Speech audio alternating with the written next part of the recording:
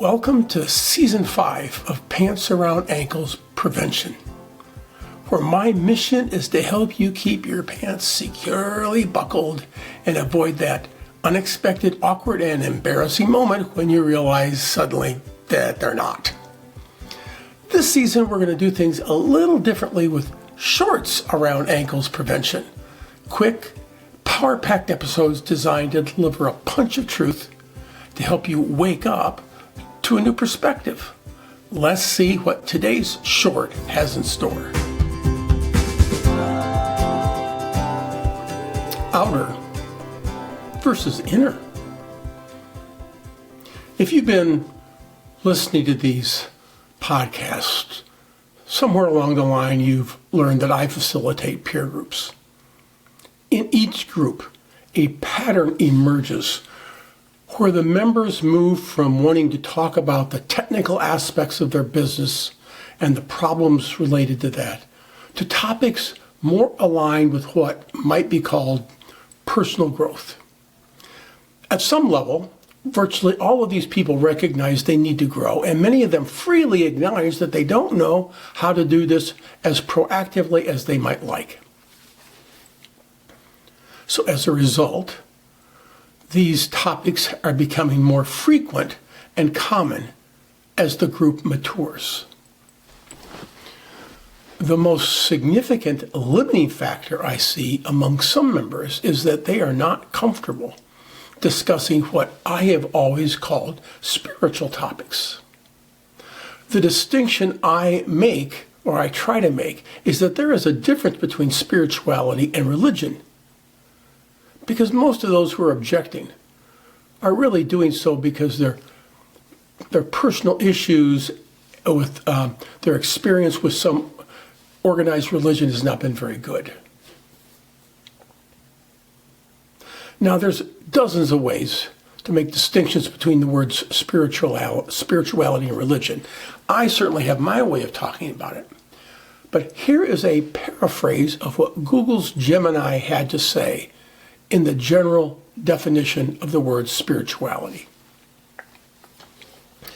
Spirituality involves grappling with the fundamental life questions such as, why am I here? How can I live my best life? It includes the search for meaning and purpose.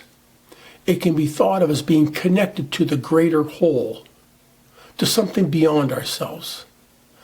It can be thought of as your inner journey. And it can manifest as a sense of connectedness to nature, the universe as a whole, God, some higher power, other people, or one's own inner self or soul. It suggests a dimension of life beyond that which comes to us through our five senses, or can be explained purely in material terms.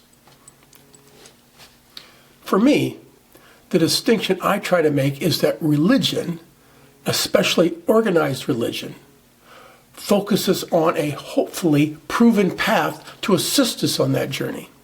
You can be spiritual and not be religious, and you can also be religious and not be spiritual. But everybody has an inner journey. Think about it. Oh, that thinking? Well, that's inside you, isn't it? The emotions that come up for those of you that are uncomfortable with the topic, well, those are inside of you too, aren't they? Our entire experience of living is processed internally. And we decide what everything means, good, bad, or otherwise, on the inside. So to my mind, there is no outer versus inner. Everything is inner. And what everybody, including me on occasion, often tries to do is reorganize our outer world so our inner world can be more comfortable. Wouldn't it make a little more sense to reorganize our inner world to view external situations differently? Now, to be clear, there is nothing inherently wrong with making choices in our lives to choose external situations that better support us. Oh, which, by the way, of course, we decide internally. But in this context, that we're talking about here. Just what is growth anyway? It involves changing ourselves on the inside to be more resourceful, more effective, and so on. You don't grow by changing the outside anything without first figuring out something on the inside. Some people go to extraordinary lengths to change their external circumstances so they can be comfortable on the inside and not have to change. They go to such extraordinary lengths, often leaving carnage in their wake, because they're trying to change the external to fix the internal. And that just doesn't work very well. And these extraordinary lengths, where are they being planned? Oh, on the inside. So when you think about it that way, the absurdity of that is almost funny. In the author M. Scott Peck's book, People of the Lie, he defines evil as harming others so you don't have to change. Ouch. And if you don't think that applies to you, read the book. It's painful and instructive.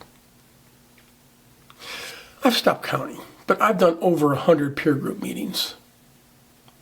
In one of our most recent meetings, a member said the single most important, most powerful thing I've ever heard anyone say.